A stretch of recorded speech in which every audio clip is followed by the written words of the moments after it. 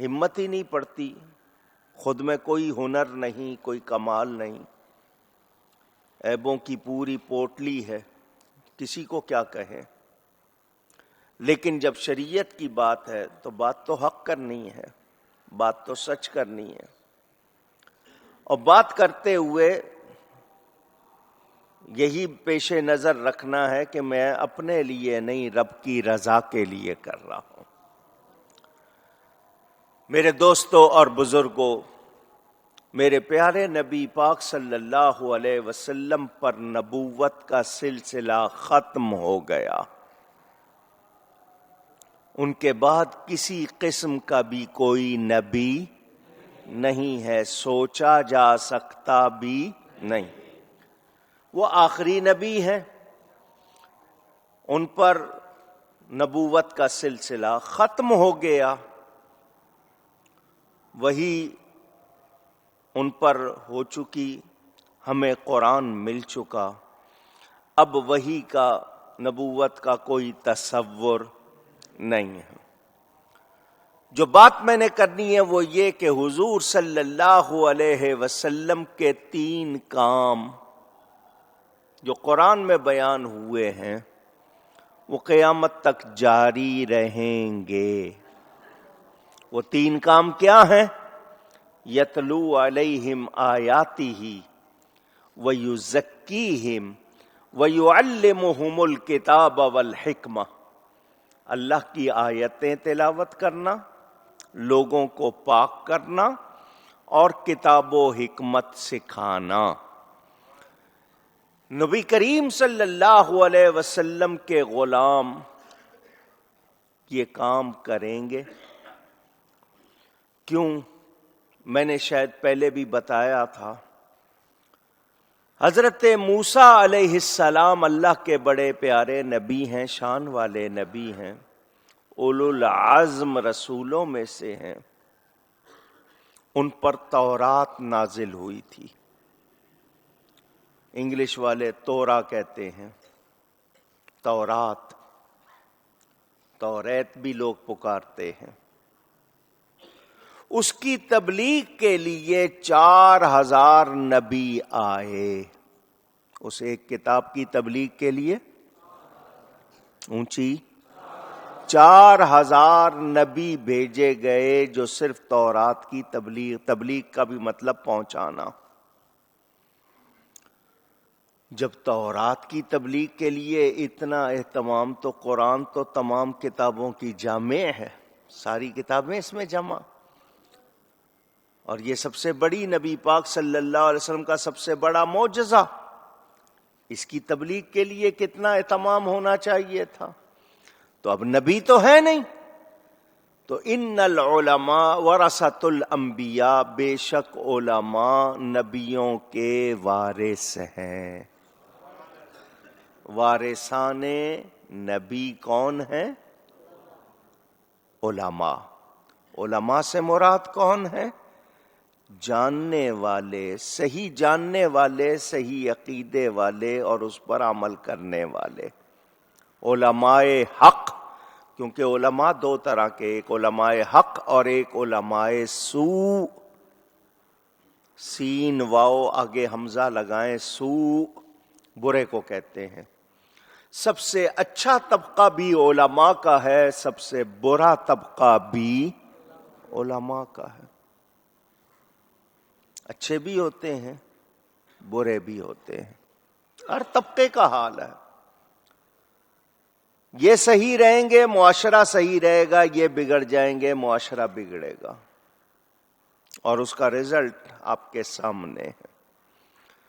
آپ کے ہاں بھی درباری، سرکاری درباری ملا کے الفاظ کہے جاتے ہیں، کیا مراد ہے؟ وہ لوگ جو رشوتیں لے کر، عہدے لے کر رائے بدلتے ہیں، بادشاہوں کو خوش کرتے ہیں، رب رسول کو خوش نہیں کرتے، انہیں علماء سوء کہا جاتا ہے۔ مغل اعظم کے دور میں بھی تھے، بادشاہ کو خوش کرنے کے لیے اس کے حق میں بات کرنا، یہ ہر دور میں نظر آتے ہیں آپ کو، کیونکہ ہر شے اپنی ضد سے پہچانی جاتی ہے۔ اندھیرا نہ ہو روشنی کی قدر نہیں ہوگی، روشنی کا پتہ نہیں چلے گا، بدبو نہیں ہوگی تو خوشبو کا پتہ کیسے چلے گا، اس کی تمیز کیسے ہوگی؟ اسی طرح یہ برے نہیں ہوں گے تو پھر اچھوں کی پہچان کیسے ہوگی؟ تو وہ بات صرف علماء حق کی کر رہا ہوں. تو یہ تین کام علماء کے ذریعے امت میں جاری رہیں گے. اب جو دوسری اہم بات کرنی ہے وہ یہ کہ آج کل لوگ کہتے ہیں جی پیر اور ہوتے ہیں مولوی اور ہوتے ہیں. یہ ایک نئی بیماری شروع ہو گئی. مولوی کی شریعت اور ہے، صوفی کی پیر کی طریقت اور ہے. صوفی ازم کے نام سے ایک نئی آواز آنے لگی کہ صوفی ازم کا مطلب یہ ہے کہ مذہب کا کوئی اس میں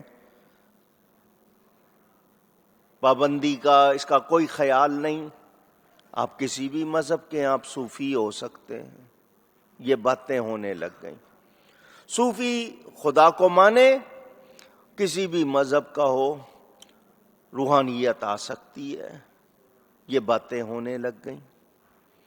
مذہب کی کوئی قید نہیں، فلاں چیز کی کوئی قید نہیں. تو اس حوالے سے آپ کو بنیادی بات یہ بتانی ہے، روحانیت کا تصور صرف اسلام میں ہے. صوفی صرف اسلام میں ہوتے ہیں. تو سن لیں، اسلام میں کسی ازم کی گنجائش نہیں ہے. اسلام میں کسی ازم کی گنجائش نہیں ہے. عزم چاہیے. عزم ارادے کو، پختگی کو کہتے ہیں. عزم بالجزم. وہ صوفی ازم جس کو کہا جائے کہ نہیں جی جو مرضی کرو، کوئی پابندی نہیں ہے، نہ دین کی نہ عقیدے کی، اس کا اسلام سے کوئی تعلق نہیں ہے. بہت شور ہے اس کا، ہندوستان میں بھی ہے، دوسرے ملکوں میں بھی ہے باقاعدہ. وہ یہی کہنا چاہتے ہیں کہ صوفی سب کے لیے ہوتا ہے. تو صوفی سب کے لیے ہونے کا مطلب یہ کہ ہے صوفی وہ صحیح ہو، اسلام کا پابند ہو، وہ اللہ کی ساری مخلوق کو فائدہ پہنچائے گا. لیکن یہ مطلب نہیں ہے کہ اس کا اپنا کوئی عقیدہ مذہب جو ہے وہ جو مرضی ہو. ایسی بات نہیں ہو سکتی. یہ بھی میں نے آپ کے سامنے واضح کیا. مجھے اور آپ کو یہ یاد رکھنا ہے کہ صوفی کہتے کس کو ہیں. اس حوالے سے ہمیں لغت میں جو باتیں ملتی ہیں، کتابوں میں جو باتیں ملتی ہیں، اس کی بنیاد پر عرض کر رہا ہوں. اہل صفہ، حضور صلی اللہ علیہ وسلم کے وہ 70 صحابہ جن میں سے اکثر کے پاس ایک کپڑا تھا، کسی کے پاس 2 کپڑے تھے، ورنہ اکثر کے پاس ایک کپڑا تھا، دن میں پہن لیتے تھے، رات کو وہی اوڑھ لیتے تھے. ان کو اہل صفہ، اصحاب صفہ کہا جاتا ہے. آج بھی مسجد نبوی میں ان کا چبوترا الگ بنا ہوا نظر آتا ہے. یہ حضور صلی اللہ علیہ وسلم کے دروازے پہ بیٹھے رہتے تھے. ان کی عید یہی تھی کہ ہر وقت نبی کا دیدار کیا کریں. اللہ اکبر یا رسول.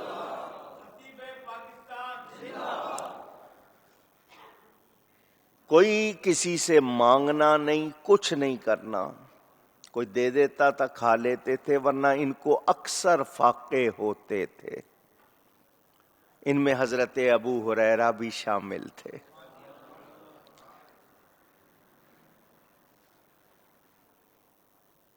آپ نے واقعہ سنا ہوگا حضرت ابو ہریرہ کا. وہ فرماتے ہیں مجھے 3 دن کا فاقہ ہو گیا تھا. مسلسل 3 دن مجھے کچھ بھی کھانے کو نہیں ملا۔ حضرت سیدنا ابو بکر الصدیق رضی اللہ تعالی عنہ میرے سامنے سے گزرے، میں نے ان کو روک لیا، مانگا نہیں کچھ، ان سے بات کی، ایک سوال کیا، وہ جواب مجھے آتا تھا۔ سوال کرنے کا مقصد یہ تھا کہ یہ میری کمزوری دیکھیں گے، آواز سے پہچان لیں گے، رنگت سے پہچان لیں گے کہ میں بھوکا ہوں، تو ہو سکتا ہے ان کو کچھ خیال آ جائے، مجھے کھلا دیں۔ ادھر آ جاؤ، آگے آ جاؤ فیض میاں، ادھر آ جاؤ، شاید مجھے کچھ کھلا دیں۔ وہ کہتے ہیں حضرت ابو بکر نے میرے سوال کا جواب دے دیا، میری طرف توجہ نہیں کی۔ میری آس ٹوٹ گئی، امید ٹوٹ گئی کہ انہوں نے بھی میری طرف دھیان نہیں دیا۔ تھوڑی دیر کے بعد سیدنا فاروق اعظم رضی اللہ تعالی عنہ گزرے، میں نے ان کو بھی روک لیا، ایک سوال ان سے کر لیا، مقصد یہی تھا کہ شاید میری طرف دیکھ لیں گے، میری رنگت سے، آواز کی کمزوری سے ان کو شاید خیال آ جائے۔ انہوں نے بھی سوال کا جواب دے دیا، میری طرف توجہ نہیں کی۔ کہتے ہیں میری بالکل آس ٹوٹ گئی کہ کوئی امید نہیں ہے، کوئی چانس نہیں۔ میں اپنی بھوک کو یاد کر رہا تھا اور اس کے لیے سوچ رہا تھا کہ اس کا کیا حل ہوگا، کہیں کچھ ملے گا کھانے کو یا میں اسی طرح ہی نڈھال ہو جاؤں گا۔ اتنے میں رسول اللہ صلی اللہ علیہ وسلم ہاتھ میں دودھ کا پیالہ لیے ہوئے آ گئے۔ اے ابو ہریرہ، یہ کسی نے دودھ کا پیالہ بھیجا ہے، تو بھی آ جا اور 70 سارے اصحاب صفہ کو بھی بلا لے۔ حضرت ابو ہریرہ فرماتے ہیں میں نے سوچا میں 3 دن سے بھوکا، حضور یہ مجھے دے دیتے، چلو میری کچھ تھوڑی سی بھوکا علاج ہو جاتا، کچھ تھوڑی سی میری جو کیفیت تھی اس میں بہتری آ جاتی۔ اب حضور نے فرمایا 70 کو بلا لیں، پیالہ ایک ہے، لیکن حکم تھا، میں نے 70 کو بلا لیا، سارے بیٹھ گئے۔ حضور صلی اللہ علیہ وسلم نے پہلے مجھے نہیں دیا، فرمایا دائیں طرف سے شروع کرو جو سنت طریقہ۔ وہ کہتے ہیں میں نے دائیں طرف بیٹھے ہوئے شخص کو دودھ کا پیالہ دیا، لیکن میری نظریں تھیں اس پر کہ کتنا پیے گا یہ۔ حضور صلی اللہ علیہ وسلم نے میرے دل کا حال جان کر فرمایا اس کو کہہ جتنا پینا ہے اتنا پیے۔ وہ صحابی پیتے رہے پیتے رہے پیتے رہے۔ وہ کہتے ہیں جب انہوں نے دودھ کا پیالہ مجھے واپس کیا، ایک قطرہ بھی کم نہیں ہوا تھا۔ میں اسی طرح سب کو پلاتا رہا، دودھ اتنا ہی رہا۔ حضور نے فرمایا ابو ہریرہ لے اب تو پی لے۔ وہ فرماتے ہیں میں نے پیا، اتنا پیا کہ میں ناخنوں تک سیراب ہو گیا، یعنی لگا کہ اب جسم میں اور گنجائش نہیں ہے۔ حضور نے فرمایا لا اب مجھے دے دے۔ حضور نے اس کو پی کے پورا کر لیا۔ اعلی حضرت نے اسی کی طرف ترجمانی کی ہے، کیوں جناب ابو ہریرہ کیسا تھا وہ جام شیر۔ شیر فارسی میں دودھ کو کہتے ہیں۔ کیوں جناب ابو ہریرہ کیسا تھا وہ جام شیر، جس سے 70 صاحبوں کا دودھ سے منہ پھر گیا۔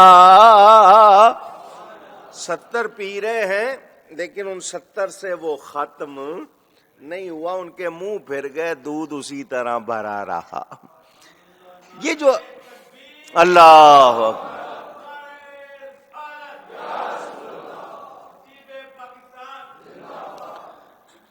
حضور صلی اللہ علیہ وسلم کا معجزہ کہ ایک پیالے سے 70 کو پلا دیں یا 70 لاکھ کو پلا دیں. اللہ کی عطا سے میرے نبی کے لیے کچھ مشکل نہیں.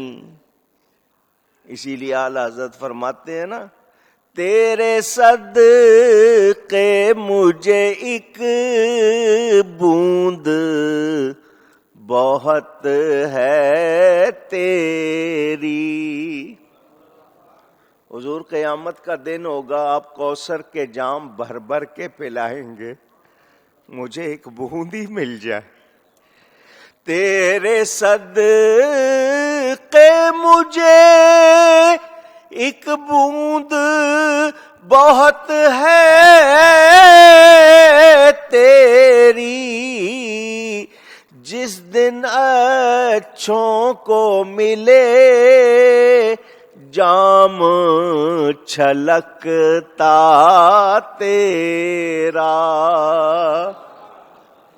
یہ جو بات میں نے آپ کو محبت کے لیے سنا دی، اتنی بات اتنی کرنی تھی. یہ صفہ کا لفظ کہا جاتا ہے، صوفی کا لفظ صفہ سے نکلا ہے. لغت میں یہ بھی ہے، کتابوں میں یہ بھی کہ صوف پہننے والے، صوف عربی میں اونی لباس کو کہتے ہیں، وولن ڈریس صوفی اس کو بھی کہا جاتا ہے. موٹے کپڑے پہننا، صوفی پتلے کپڑے نہیں پہنتے، یہ بھی ایک روایت. میں آپ کو خلاصہ کر کے بتاؤں، بہت سے اقوال ہیں. صوفی کہتے ہیں اس کو جو اپنے آپ کو اللہ کے لیے خالص کر لے. کیا کر لے؟ اونچی کہیے گا، خالص کر لے. اس کا کھانا، اس کا پینا، اس کا سونا، اس کا جاگنا، اس کا ہر کام کس کے لیے ہو؟ اونچی کہیے گا. آپ کو بات سنائی تھی نا، حضرت رابعہ بصریہ رضی اللہ تعالی عنہا بہت ولیہ گزری ہیں. ایک ہاتھ میں پانی کا لوٹا، ایک ہاتھ میں آگ، تیزی سے جا رہی ہیں. کسی نے پوچھ لیا، اماں جان ایک ہاتھ میں پانی ایک ہاتھ میں آگ، تیزی سے جا رہی ہیں، کہاں جانا ہے، کیا کرنا ہے؟ فرمایا دوزخ کو بجھانے جا رہی ہوں. پانی اس لیے ہے اور آگ اس لیے کہ جنت کو جلانا ہے. جنت کو جلانے جا رہی ہوں اور دوزخ کو ہوگا. ہم مر گئے نمازیں پڑھتے، جنت ملے گی، آپ جنت کو ہی جلانے جا رہی ہیں. کیا ہے؟ دوزخ سے بچنا چاہتے ہیں، آپ اس کو بجھا رہی ہیں، بے ایمان کہاں جائیں گے؟ انہوں نے کہا میں اسی لیے چاہ رہی ہوں دونوں کو ختم کر دوں، تاکہ آج کوئی نماز پڑھتا ہے جنت میں جانے کے لیے، کوئی روزہ رکھتا ہے دوزخ سے بچنے کے لیے. میں چاہتی ہوں دونوں ختم ہو جائیں تاکہ جو کوئی کرے وہ رب کے لیے کرے. انہوں نے دوزخ کو بجھانا نہیں تھا، جنت کو جلانا نہیں تھا، مجھے آپ کو سمجھانا تھا. سمجھ آئی بات؟ ہمارے اعمال ہمارے لیے، ہماری خواہشات. کوئی نماز اس لیے پڑھتا ہے کہ یار مجھے برکت ملے گی، کاروبار بڑھے گا. جو کریں وہ کس کے لیے؟ تو صوفی اس کو کہتے ہیں جو خالص ہو جائے، خالص ہو جائے. اس حوالے سے پھر ایک واقعہ دوہرا رہا ہوں، پہلے بھی آپ کو سنایا ہوا ہے. جنہوں نے نہیں سنا وہ سن لیں، جنہوں نے سنا ہوا ہے ذہنوں میں تازہ کر لیں. حضرت سیدنا محمد نظام الدین اولیاء، محبوب الہی قدس سرہ العزیز، یہ حضرت بابا فرید گنج شکر کے خلیفہ ہیں اور حضرت سیدنا نصیر الدین محمود روشن چراغ دہلی کے پیر و مرشد ہیں. دہلی میں ان کا مزار بڑے مقبول، ان کو اولیاء کہا جاتا ہے. نظام الدین اولیاء، حالانکہ اولیاء جمع ہے، ولی نہیں، اولیاء، کیونکہ کہتے ہیں ان میں سارے ولیوں کا فیضان جمع ہے، اس لیے ان کو اولیاء کہا جاتا ہے. محبوب الہی. میں نے اپنے پیر و مرشد سے اتنی بات سنی تھی کہ دو محبوب ہیں، ایک محبوب سبحانی غوث پاک اور یہ محبوب الہی حضرت نظام الدین وہ کہتے ہیں آج بھی حضور صلی اللہ علیہ وسلم کی جب محفل لگتی ہے دربار، غوث پاک حضور کے دائیں بیٹھتے ہیں، حضرت محبوب الہی بائیں بیٹھتے ہیں. بڑی شان والے بزرگ. ان کا سنایا ہوا واقعہ میں آپ کو سنا رہا ہوں تاکہ آپ کو پتا چلے صوفی ہوتا کون ہے، ولی ہوتا کون ہے. حضرت نظام الدین اولیاء یہ واقعہ سنا رہے ہیں کہ دہلی میں ایک اللہ والے تھے، صاحب کرامت تھے، نیک تھے، اللہ والے تھے. ان کے بارے میں شہرت تھی کہ جی بڑے پہنچے ہوئے بزرگ ہیں، صاحب کرامت ہے، کرامت کی بات بھی کرنی ہے. ان کی بیوی نے کہا حضرت جی آپ کے بارے میں ساری دنیا کہتی ہے یہ کرامت یہ کرامت، تو مجھے بھی کوئی کرامت دکھاؤ، میں بھی کرامت دیکھنا چاہتی ہوں، مجھے بھی کوئی کرامت دکھاؤ. حضرت صاحب نے فرمایا حلوہ پکا. کیا پکاؤ؟ حلوہ. بہت اچھا جی. بیوی نے حلوہ پکا لیا. فرمایا برتن میں جس کو آپ ڈونگا کہیں، ڈش کہیں، پیالہ کہیں، فرمایا اس میں ڈال لو. ڈال لیا. آؤ میرے ساتھ. وہ لے کے دریا کے کنارے آ گئے. جمنا، دریا جمنا ہے، گنگا کون سی جو دہلی میں، جمنا کے کنارے آ گئے. بیوی سے کہا تم نے دریا پار کر کے جانا ہے. وہ سامنے جہاں دریا کا دوسرا کنارہ ہے وہاں ایک بابا جی بیٹھے ہیں، ان کو یہ حلوہ کھلانا ہے، ان کو یہ حلوہ دینا ہے، وہ حلوہ کھائیں گے. بیوی نے کہا حضرت جی یہاں تو کشتی نہیں ہے، مجھے تیرنا نہیں آتا، کوئی پل بھی نہیں ہے، میں دریا کیسے پار کروں گی؟ فرمایا دریا کو جا کے کہنا مجھے اس نے بھیجا ہے جس نے مجھے کبھی ہاتھ نہیں لگایا، اے دریا مجھے راستہ دے دے. حضرت جی آپ یہ کیا بات کر رہے ہیں؟ آپ بھیج رہے ہیں مجھے اور آپ کہہ رہے ہیں میں دریا کو کہوں کہ دریا مجھے اس نے بھیجا ہے جس نے مجھے کبھی ہاتھ نہیں لگایا، میں آپ کی بیوی ہوں، بچے ہیں. فرمایا کرامت دیکھنی ہے یا نہیں؟ جی دیکھنی ہے. فرمایا پھر جیسا کہا ہے ویسا کرو. بہت اچھا. مائی صاحبہ گئی دریا کے کنارے جا کر کہا اے دریا مجھے اس نے بھیجا ہے جس نے مجھے کبھی ہاتھ نہیں لگایا، مجھے راستہ دے دے. دریا نے راستہ دے دیا. آج کا نوجوان سنے گا کہ دریا کے کان کہاں ہوتے ہیں، وہ کون سی زبان سنتا ہے، اس کا دماغ کہاں، وہ سمجھتا کیسے ہے. یہی کہیں گے نا. حضرت موسیٰ علیہ السلام نے لکڑی ماری تھی دریا پہ، دریا نے راستہ دیا تھا یا نہیں دیا تھا؟ قرآن میں ہے یا نہیں ہے؟ تو یہ رب نے بنائے ہیں، یہ رب کے بنائے ہوئے ہیں. سارے جتنی بھی مخلوق ہے رب نے بنائی ہے. رب تعالی جس کے لیے چاہے جیسا نظام بنا دے. رب کے لیے کوئی مشکل نہیں ہے. ان کا یہ کہنا، کیونکہ کرامت کے بارے میں میں نے ابھی آپ کو کہا نا بتاؤں گا، ہم نے یہ ذہن میں رکھنا ہے کہ ہم اپنی عقل سے یہ ساری باتیں جان سکتے. جب اللہ کی قدرت پہ جائیں گے ہمیں بات سمجھ میں آ جائے گی. وہ ایک بیج سے سارا درخت کیسے بناتا ہے. چھوٹا سا بیج ہے، زمین میں بو دیتے ہیں، اس بیج میں لکڑی بھی ہے، اس بیج میں پھل کا ذائقہ بھی ہے، اس بیج میں پتے بھی ہیں، اس میں شاخیں بھی ہیں یا نہیں ہیں؟ آپ کو نظر آتی ہیں. مگر رب بناتا ہے یا نہیں بناتا؟ تو جب رب کی قدرت کی بات آئے تو پھر اپنی عقل کو سمجھائیے، اعتراض نہ کیجیے. مائی صاحبہ دریا پار کر گئیں. آگے ایک بابا جی بیٹھے ہوئے تھے، ان کو جا کے حلوہ پیش کر دیا. انہوں نے بسم اللہ پڑھ کے کھانا شروع کر دیا اور سارا حلوہ کھا گئے. سارا حلوہ. یہ سوچنے لگی آنے کا راستہ طریقہ پوچھ لیا تھا، میں واپس کیسے جاؤں گی؟ وہ تو مجھے یاد نہیں رہا پوچھنا کہ واپسی کا کیا ہوگا. وہ بابا جی نے حلوہ کھا کے اس کا دل پڑھ لیا، فرمایا گھبرا نہیں، دریا کو جا کے کہنا مجھے اس نے بھیجا ہے جس نے کبھی کچھ کھایا نہیں، جس نے کبھی کچھ کھایا نہیں۔ مائی صاحبہ کہنے لگیں وہ کیا کہہ رہے تھے، یہ کیا کہہ رہا ہے، یہ باتیں میری سمجھ میں نہیں آئی، میں یہاں بحث نہیں کر سکتی، مجھے واپس جانا ہے، کہیں معلوم ہوا میں بحث کروں میرا واپسی کا رستہ ہی کینسل ہو جائے۔ وہ آئیں، انہوں نے آ کے دریا کو کہا ہے دریا مجھے اس نے بھیجا جس نے کبھی کچھ کھایا نہیں، مجھے راستہ دے دے۔ دریا نے پھر راستہ دے دیا۔ واپس آ گئی، حضرت صاحب موجود تھے، فرمایا کھلا دیا حلوہ جی؟ کھلا دیا۔ حضرت جی سمجھ نہیں آیا کچھ، فرمایا اسی کو کرامت کہتے ہیں، عادت کے خلاف، خارق عادت، عادت کے، میں سمجھا دوں، تھوڑا سا سمجھاؤں گا، باقی گفتگو تفصیلاً رات کو ہوگی۔